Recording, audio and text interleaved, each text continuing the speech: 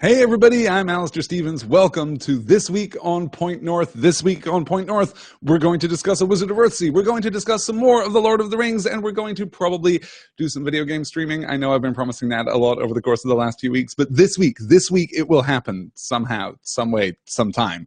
More on that later, I guess. I also am going to talk a little bit about a new movie that I have just watched, a relatively new movie by my standards, at least. I just finally caught up with Baby Driver. I'm not going to spoil Baby Driver, but I am going to talk a little bit about the genius that is Edgar Wright. And in some sense, I think for this film, the misapplication of Edgar Wright's talent. I think this is a genuinely fascinating film. This is a really, really interesting movie that doesn't entirely work. It doesn't entirely connect. There is a discordance between its intent and its execution, though the execution is pitch perfect. It's a genuinely extraordinary film. It is so great to have you all here. As Aaron is confirming, Baby Driver was pretty genius. Pretty genius is almost exactly what I would say about Baby Driver, in fact. I was pretty glad to get back to that. Becca's also recommending Boss Baby on Netflix. Yeah, I also just ended up watching Boss Baby this last weekend, too, for entirely different reasons. That one was not so much my choice, but sometimes when you're taking care of toddlers, you end up watching movies that you wouldn't otherwise watch. It's a really weird movie. It is a fever dream of a movie, but as Becca points out, Gandalf is on the alarm clock. I kind of want that alarm clock in real life. I kind of want a little Gandalf figurine that will wake me up in the morning and tell me that it's a great day for an adventure. It sounds pretty good to me. I'm into that.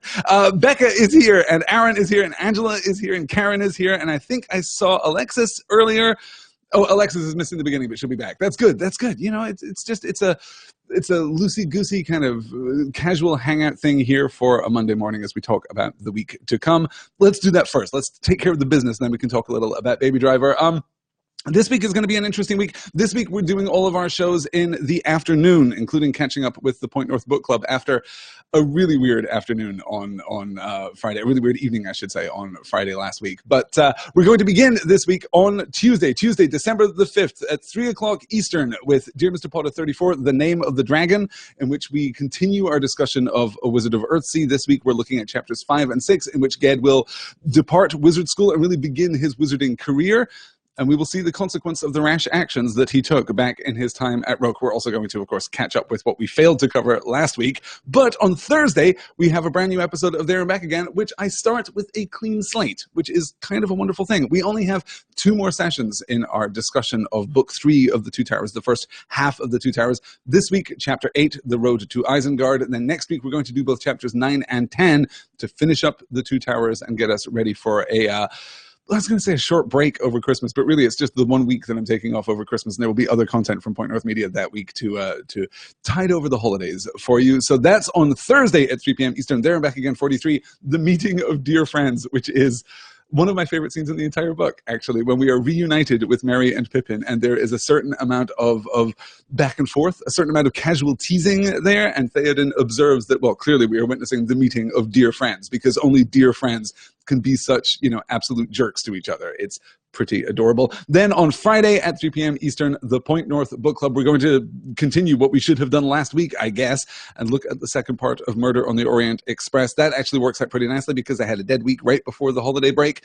Now I don't, because on Friday when I sat down to finish my prep and actually begin the book club stream for patrons over at patreon.com/pointnorthmedia, there was just a lot of construction on the street. This street is currently in a state of utter rampant transformation. There are, I think, 4 houses just on this one block that are currently being renovated, and that leads to a lot of construction noise. It leads to a lot of blockages in the street and things of that ilk. But the house right across the street was getting its roof replaced on Friday, and that's a lot of hammering, you guys. That was a lot of very loud hammering that is right outside the studio window here. So there was only so much that I could do. Sometimes life intervenes. It doesn't matter how much you plan. It doesn't matter how much you try and orchestrate a perfect, unsinkable schedule here at Point North. Sometimes things will just get in the way.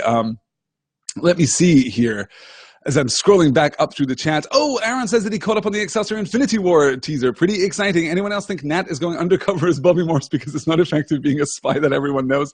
Right? This is the problem with Nat in part. This is a problem with your superhero spy archetype, right? Everybody knows James Bond.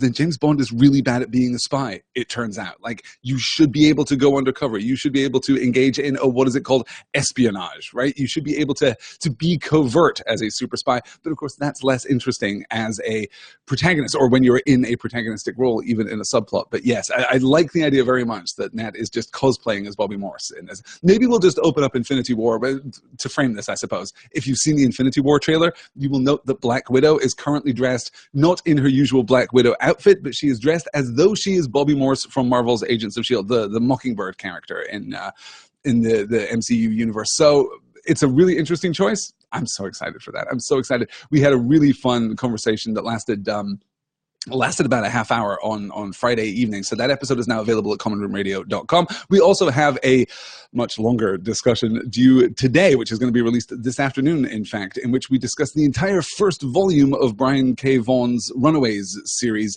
which is astonishing. It's one of my absolute favorite comic books of all time. We're discussing the first 18 issues, so we don't go very deep, but we do go broad, and we look at the entire first volume, the first compound arc, I suppose, the first 3 arcs of that story, but it's one unified story, and it's extremely good. Runaways is a very, very good book. So that will be another episode of Excelsior released over at commonroomradio.com later this afternoon, as soon as I have edited it. It was a ramshackle late night recording session last night. So there are a lot of edit points in that episode that I have to go back and kind of just massage a little bit. And poor Sarah Kate Pazant, my co-host on Excelsior, is also sick right now. So she's coughing and generally not feeling like her best. So I'm hoping that she is feeling better today. We're going to record later in the week. We're also, if you've been following Sarah over on Twitter, Sarah undertook just a phenomenal project in the course of November. As a kind of NaNoWriMo adjacent project, she wrote and drew and produced an entire graphic novel, a 30-page graphic novel in the month of November. It's an absolute knockout, and I think I'm going to sit down with her on Wednesday evening and talk about that, talk about the narrative impulse behind this book, talk about the creative impulse behind this book, talk about learning to write comic books. This is the first comic book that she's ever written, and it's beautiful. It's so gorgeously representative of what comic books can do, of what that format can do. So we're probably going to sit down. I think Wednesday evening is the plan right now. I'm not going to, swear to that, because obviously our schedules are a little bit flexible, but at some point this week we're going to sit down and talk about that. That I think is going to go out live on Sarah's YouTube channel and will be available after the fact somewhere. We'll figure out something so that you guys can hear that. But follow me on Twitter at PaperBullets on Twitter, and follow Sarah at Elsa Grab the Salt, and you'll find all the links that you need to buy her book, to read her book, and then to listen to our conversation about it. That's going to be really fun. So it's a busy week here at Point North, even though I'm only doing the usual slate of shows between this extra discussion of Sarah's graphic novel and hopefully some video game streaming too. As I say, I really want to stream video games and to talk about the narrative potential in video games. I still think that this is an underserved space, and right now there are some really interesting and exciting things happening in video games. And I've also had, I guess, not more time, but just a little more opportunity while I've been working on other things to play a few games, to jump in, to dabble a little bit in video games, and to try and start working through some of that backlog. I played a little of what is technically the 4th Batman game, but is the 3rd Rocksteady Batman game. This is the conclusion of the Arkham saga. So it started with Arkham Asylum, which is a knockout game, continued into Arkham City, which is one of my favorite games of all time. This huge, sprawling, dystopian, open-world Batman game. And now I've picked up Arkham Knight, which is the 3rd of the Rocksteady trilogy. And it left me cold immediately, because I don't care about driving the Batmobile in that game. But hopefully I'll be able to kind of circle back around to it and play a little more of that. I also played a little Inside, which is really interesting. I also played Animal Crossing Pocket Camp. If you guys haven't played the new mobile version of Animal Crossing, it's not good. It's not good. Well, it is good. It's very, this is kind of going to link back to this discussion of Baby Driver, right? The problem with Pocket Camp is that it's extremely well executed, but very poorly intentioned. Because it is a free-to-play game, the free-to-play hooks are staggering. And this is a game that really wants you to spend money and is not shy about that at all. And I have no problem spending money on games that I really enjoy. If I've played a free-to-play game for a while, I will generally find something that I can buy from the developers in order to thank them and encourage them and support them to continue producing more games, more content. That's a good thing. I get more of the thing that I want, and I exchange money for that thing. Hey, you guys, that's how, capitalism works. But the problem with Animal Crossing Pocket Camp is that the hooks for the the expenditure of real money, you know, the investment of real money in the game feel punishing, feel exploitative right from the jump. It feels as though you are being gated from from content rather than being empowered to purchase additional content. The game really quickly runs out of fun things to do unless you're willing to drop a few dollars on it. So I haven't as yet actually spent a penny on Animal Crossing Pocket Camp, and I'm not sure that I will, honestly. I just don't know that the framework of the game is strong enough to support it. But, you know, the way that we pay for video games is obviously a huge ongoing conversation right now. If you've been following the video game industry and you've been following, you know, what happened at EA with the release of Star Wars Battlefront 2 and the disastrous marketing that accompanied that game. Just and when I say marketing, I don't mean about the core of the game itself, but the way that the game's marketing department handled the controversy over loot boxes in that game. Basically, this ability to pay real life money to gamble for stuff that's in the game.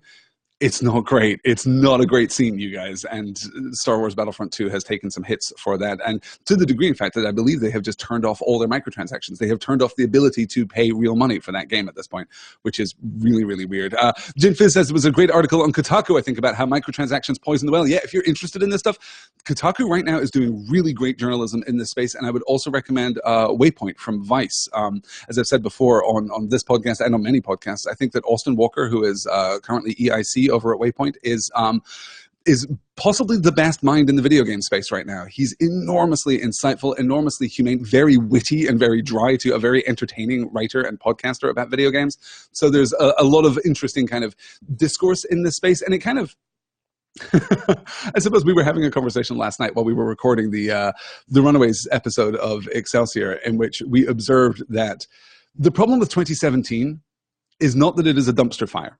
Because here's the thing, you guys, the dumpster has always been on fire. The dumpster has always been on fire. What is different about 2017 is that we have realized the extent to which the dumpster is on fire. We have realized that we have all been complicit in throwing gasoline and cardboard boxes into the dumpster to maintain the fire. And now, for the first time, we are able to take a step back and look at the dumpster and say, this probably isn't good, right? But that, crucially, is the first step to putting out the dumpster fire.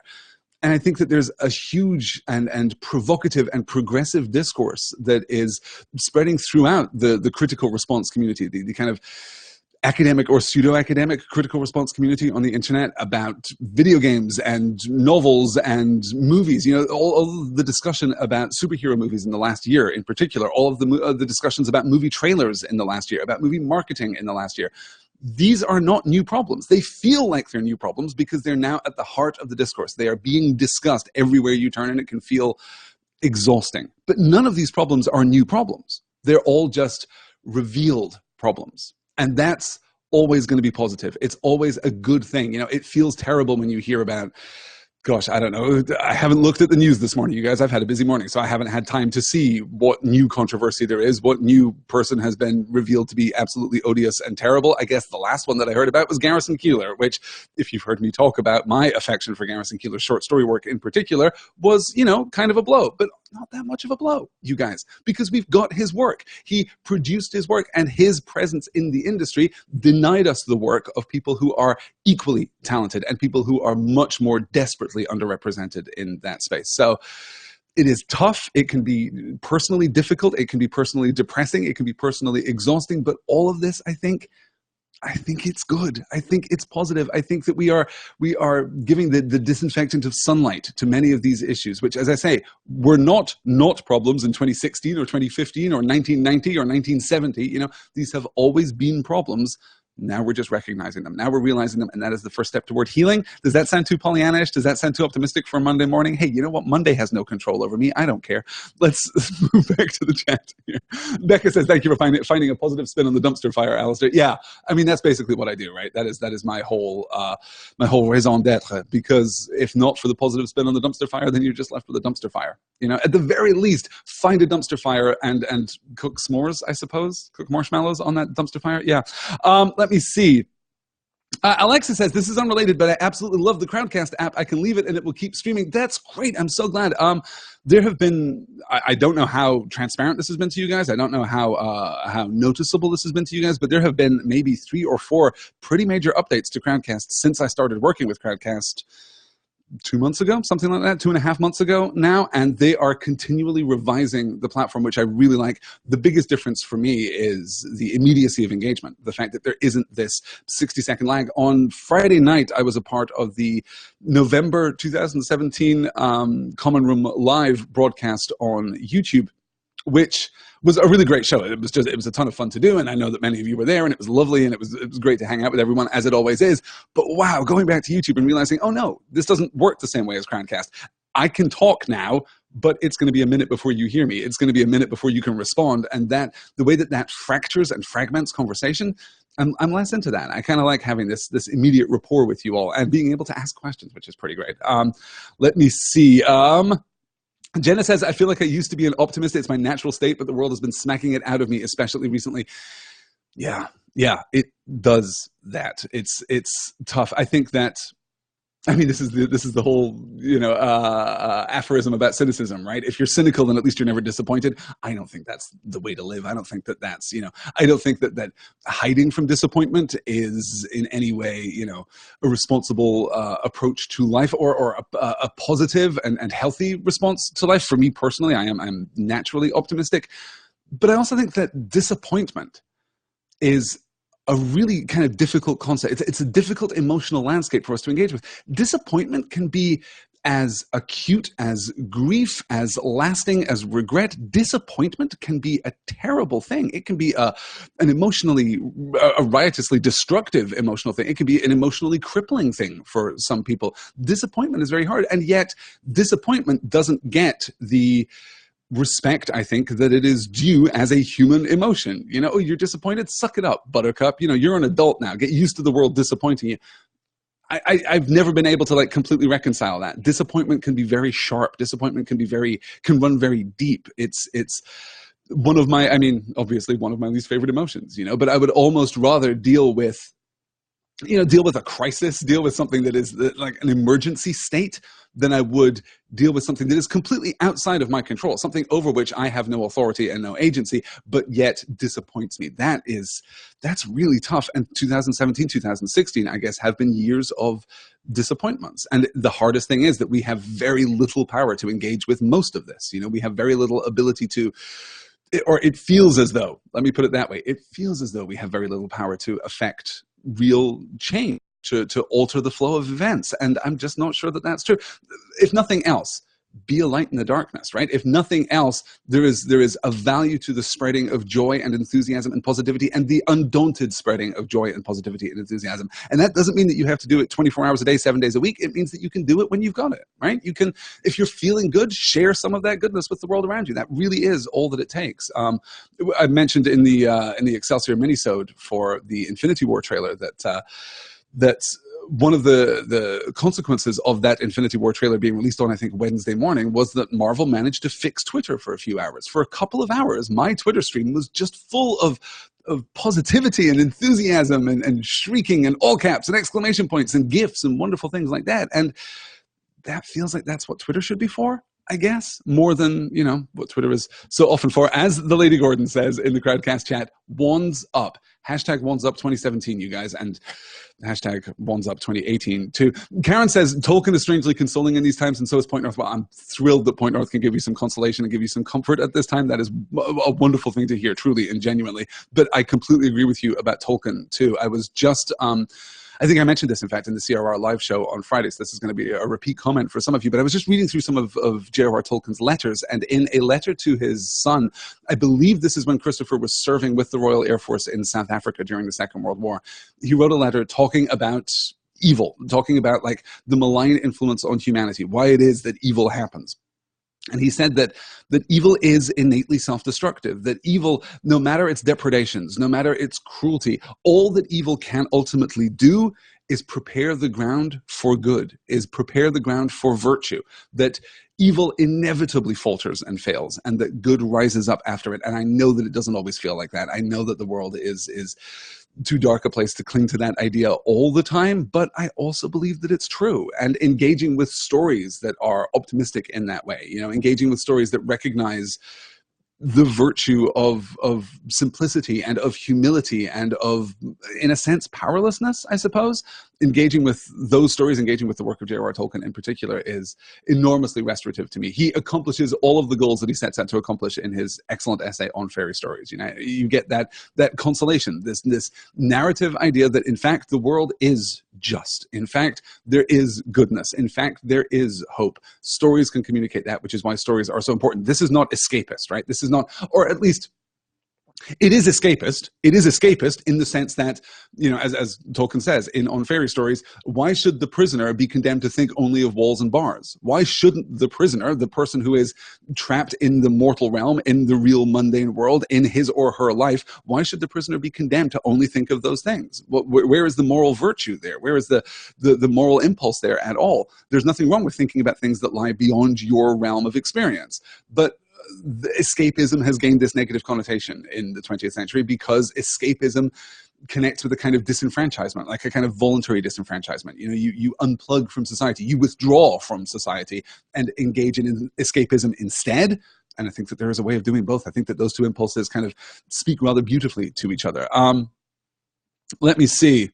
Oh, Tom says, glad to see Alistair is still in grey and blue. I'm glad some things have stayed the same. Yes, still in grey today. I'm looking a little rough today, you guys. I'm sorry. It's been a long weekend. It was a long weekend of unexpected podcasting, and now it's Monday morning, and I'm feeling like I've got the whole week ahead of me now, but I'm eager to get into these conversations. It's going to be pretty good. Let me see as I scroll back. Oh, just community. Just wonderful community is happening here in the chat because you guys are all lovely. I just adore having you all here. Good. Let me see. Jin says, I think the world is starved for positivity right now. It's so easy to punch up or down in comedy, but so rare to find someone that doesn't base their humor in negativity. Oh, I'm so tired of that, you guys. I am so tired of easy, cheap snark and negativity. There's a brilliant line from Aaron Sorkin, who, you know, has kind of already been revealed as a problematic figure. I'm kind of waiting for the other shoe to drop on that one, which is a terrible thing to even say, but I'm tense. I'm just anxious for it because I do love the man's work so very much. But there's a great line that he has in his HBO series, The Newsroom. Snark is the idiot's wit. And I think that that's absolutely true. I think that snark and negativity aren't fashionable because they're cool. They're fashionable because they're easy. And genuine positivity leaves you vulnerable in a way that snark and cynicism doesn't. Genuinely engaging with the people around you, being positive, you know, not just positive in the sense that you are optimistic or Pollyanna-ish, but positive in the sense that you engage with the world on its own terms, that you are willing to be open and to experience things. That leaves you vulnerable. That very openness, that very experience leaves you open to hurt and disappointment and, yeah, outright assault and abuse. You know, let's not pretend that there aren't just awful people out there in the world who will take advantage of you if they can. But the alternative is that cynical, snark-filled, caustic life. And, yeah, it doesn't appeal to me that much. It doesn't appeal to me that much. Okay. This is all turned. This scruff looks very rustic, Alistair, says Becca. You know, this is literally just a product of the fact that I couldn't get to the store to buy razors over the weekend. My beard grows fast is the thing. So I've been shaving using Harry's Razors. Hey, podcast sponsor, not sponsors of my podcast, but sponsors of most podcasts. Harry's Razors are now available at Target, and they're extremely good, you guys. If you're looking for this, again, not a paid endorsement. I have never been paid by Harry's, not one red cent. But if you're looking for really good razors, Harry's Razors at Target is pretty much the way to go. Yes, Karen is pointing out, also on Twitter, I get to harangue Alistair about the pronunciation of, okay, Guthwine. Is that what we're doing? Because I think I was stressing the second syllable. Obviously, getting like stress patterns on Twitter is hard. But Karen sent, I meant to retweet that this morning, and I just haven't caught up on all of my Twitter. Let me see. Karen sent a great analysis of the pronunciation of Guthwine, of Éomer's battle buddy, right? His war friend, sword. And now I'm just looking. Guth, first element of compound secondary stress on win, and then the final E is a schwa and not stressed at all. So yes, not Guthwine, which I suppose would be like the Elven pronunciation. That's where you get the accented E at the end of Sindarin and Quenya words, kind of give you that open, lilting, Elvish E at the end. So not that, because Old English and Anglo-Saxon. So Guthwine, is that right? Yeah, major stress on the first syllable. Guthwine. I think that's right. I don't know. Let me catch up with the chat. She'll tell me if I'm right. Guthwine, I think is where we are. Okay, excellent. Okay. Oh, Tom is recommending the Gillette Mark III, the best a man can get. Sure, yes. No, that's advertising has certainly led me to believe that that is the case. Yes. Yeah. No, I'm never. I don't know, man. My entire life has been a succession of buying razors because obviously I, shave my head too, which you can see now also needs doing. But just very, very open and intimate with you guys here on a Monday morning. Yes, my entire life has been a quest for better razors and better razor blades, and someday, I hear good things about that crazy Philips one blade thing, but they're a little too expensive to try on a whim, so I'm looking for like a personal recommendation. So if any of you have tried them, let me know, because then I'll pick one up. Yeah. Okay. All right. That is going to be it for all of that. Are we all caught up? Let me see here. Yes. Okay. I think we're good. I think we're there. I think we've done it. Let's talk a little about Baby Driver, you guys, because this was just a knockout. Let me call up, I have somewhere here the IMDb page for Baby Driver, because as you know, I'm terrible at remembering the names of actors, and I want to be a little bit more respectful for the fine folks who gave their work for this movie. So this is the 2017 Edgar Wright movie, directed by Edgar Wright, who did a fantastic job, written by Edgar Wright, who did a... Gosh, the problem with Baby Driver is that there is so much that is exceptionally good that it almost feels unfair to critique the stuff that isn't exceptionally good. And it's not that the stuff that isn't exceptionally good is bad, it's that it's misaligned, right? The reason that I love Edgar Wright as a writer, as a director, is that he is incredibly precise. All of his movies run like a Swiss watch. They are impeccably done, and visually that is absolutely true of Baby Driver too. There is a, minor spoilers here, but there is a long continuous shot sequence right at the beginning of the movie where our protagonist, the eponymous baby, is walking down the city street. He's going to get coffee. It's a very long single shot sequence, and as he's walking, he's listening to music, because the whole deal of this movie is that baby, the protagonist, has tinnitus, so he has to have music playing to distract himself from the ringing in his ears, which gives us this incredible soundtrack. Every bit is okay. Probably my second favorite soundtrack that we've had out of recent movies. I think it is better than Guardians of the Galaxy Volume 2, probably not quite as good as Guardians of the Galaxy Volume 1. I think that's where I am, but those three things are very, very close together, right? So he's got this long extended shot as he's walking down the street, going to the coffee shop, getting coffee, coming back, and there are diegetic elements of the lyrics of the song embedded in the world around him. So there'll be a fragment of a lyric, scrawled graffiti style on the wall beside him, or there will be another lyric on like a wanted poster on a telegraph pole as he walks by, or there will be another. It's incredibly done. It's impeccable. As a visual artist, Edgar Wright is, I think, completely without parallel right now. I think he is the most precise and acute director that is working. The problem with Baby Driver is that it is two movies, one of which is very ambitious and a little grim, one of which is very simplistic, like it's an archetypal boy meets girl story, and is perhaps a little flat. It is a little trite, a little obvious in its movement. And the worst thing about the film is that there is a tension between those two stories. And sometimes the A story will be compromised for the B story, and the B story will be compromised for the A story. And in those compromises, I find dissatisfaction. I think that the movie would have been that much more powerful if it had been a paean to road trips and road trip movies, and to kind of adolescent rebellion and finding your identity within music. If it had been that kind of story, I think it would have worked perfectly. If, on the other hand, it had been a Tarantino-esque, kind of pseudo heist movie, kind of a grim dark movie with a great soundtrack, then I also think it would have worked. But trying to fuse those two things leads to some really interesting fracture points in the story. I definitely need to watch it again. I definitely need to track exactly how I feel about it. There is a knockout performance by Ansel Elgort as Baby, as our lead here. Jon Hamm is magnificent in this film. I mean, you guys, I just love Jon Hamm. I just love Jon Hamm. I love Jon Hamm in everything. And I'm so glad to see him do something now with a bit of meat to it, with a bit of substance to it. I feel as though in the years since the end of Mad Men, Jon Hamm has made a name for himself actually as a comic actor, and certainly made a rather lovely career for himself as a comic actor, just appearing on things and being that combination of preposterously handsome but also extremely charming and kind of self-effacing. He's really got that down, but he is a fantastic actor, and giving him this kind of role that really lets him stretch a little bit, lets him bring in some of that Don Draper darkness, lets him expand his role a little bit.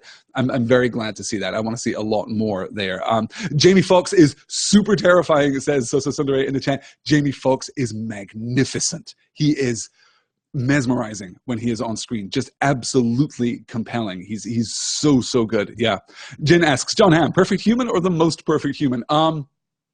Is he a perfect human? Yeah, he's pretty much up there, right? Like, he's pretty much up there. He is the sole reason, honestly, that I would go back to Mad Men, either for a rewatch or a podcast series, right? I think that, which is not to say that his is the only good performance in Mad Men. Mad Men is replete with incredibly talented actors delivering knockout performances with amazing material. But I found Mad Men a difficult watch. I was not... It's back to this positivity conversation, I guess, right? Like Mad Men is not a terribly positive show, you guys. It's a pretty cynical show. It's pretty cynical about human nature and what we will do to each other given the opportunity. So I'm not sure that I would go back to it, except that Jon Hamm's performance as Don Draper is, top 10 TV performances ever? I mean, it has to be up there, right? I can't think of many performances that are that much better, that much more consistent, particularly over that kind of time frame. I think he's just extraordinary, and yes, just a preposterously talented and good-looking man. Yeah. Okay, let me see here. It is, oh my gosh, it's 11:30 already. It's time for me to wrap up. Yeah, Jen is saying too that Mad Men was a rough watch, but I love Christina Hendricks in it so much. Christina Hendricks is incredibly good. Jon Hamm, Christina Hendricks, Elizabeth Moss, of course.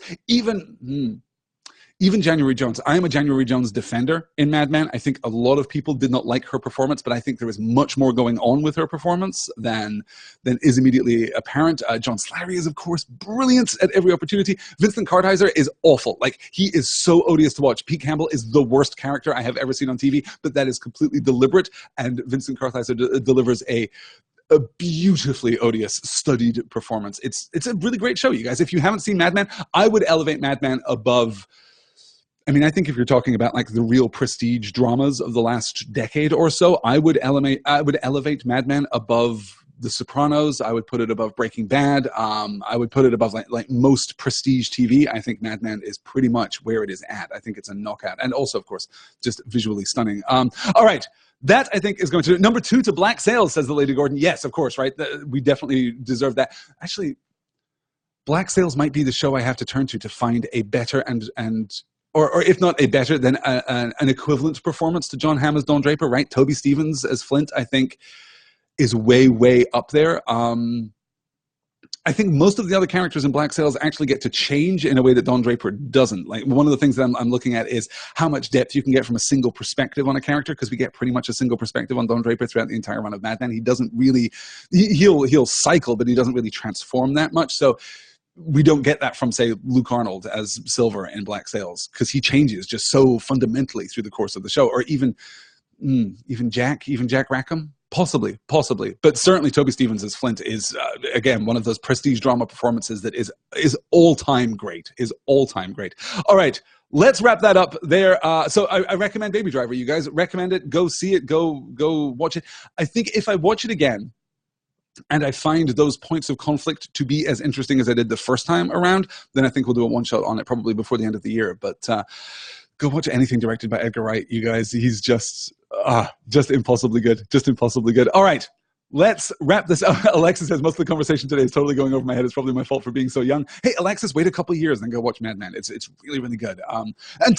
Alexis, what have you been watching? What should we all get into, right? Sarah has just Sarah Cade, the aforementioned Sarah Cade of the Excelsior podcast, has just, because she was sick, marathoned all of Steven Universe, and now I'm told that I have to absolutely watch Steven Universe. I have never connected with Steven Universe, and that's absolutely not, opposition to cartoon shows or anything like that. I have watched a fair amount of Rick and Morty. I'm a big fan of Adventure Time, so I'm very much into that. I was also reminded this weekend of the existence of the late 90s Disney show Kim Possible, which was a show that I adored a few years ago, and a show that I definitely need to revisit. So Alexis, what should we be watching? Do you have any recommendations? Maybe you've gone, I don't know.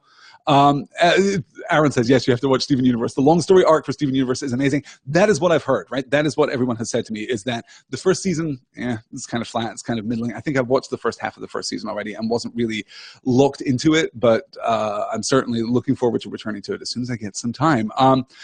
Alexa says, I absolutely love Miraculous Ladybug, but it's kind of a trash show. Kim Possible is great. Sherlock is always great. I like Miraculous Ladybug too. I've seen some of that too. It's beautifully animated. I really like that show. Yeah. Sherlock, of course. We were talking about Sherlock over the weekend too. Yeah, probably some kind of Sherlock something over the holidays. I think that's pretty good. Yeah. Excellent, excellent. I'm such miraculous ladybug trash. That's all Alexis. It's a really good looking show, though, right? The animation is just gorgeous in that show. The character design is really good. No, I'm into it, right? I get to watch a lot of trash television because of the aforementioned toddlers who live in my house. But yeah, that's a good one. I'm into that. Okay, that is going to do it. I really have to go now because I have to. Yes, exactly, right. As Sosa says, I love the French take on magical girls. The European take on the magical girl phenomena. And when I say the European take, not talking about the British take, like the continental European take on the archetype of the magical girl is completely fascinating. Like, okay, I'm never going to do a podcast about this. If you're interested in this, go read up on it. It's absolutely fantastic. What was done in French BD comics in particular, with the kind of the Japanese archetype of the magical girl in, like, I suppose starting in what, the 1980s, I guess. Go look at that point of comparison. It's really, really fascinating. There's a lot of rich stuff there. That is going to do it, you guys. I absolutely adore you all. Thank you so much for joining me this morning. I will see you tomorrow afternoon, 3 p.m. Eastern, 2 p.m. Central, for the Dear Mr. Potter on chapters 5 and 6 of A Wizard of Earthsea. This is where it gets real, you guys. I had forgotten how fast A Wizard of Earthsea moves and how self-contained each of the chapters in the rest of the book is.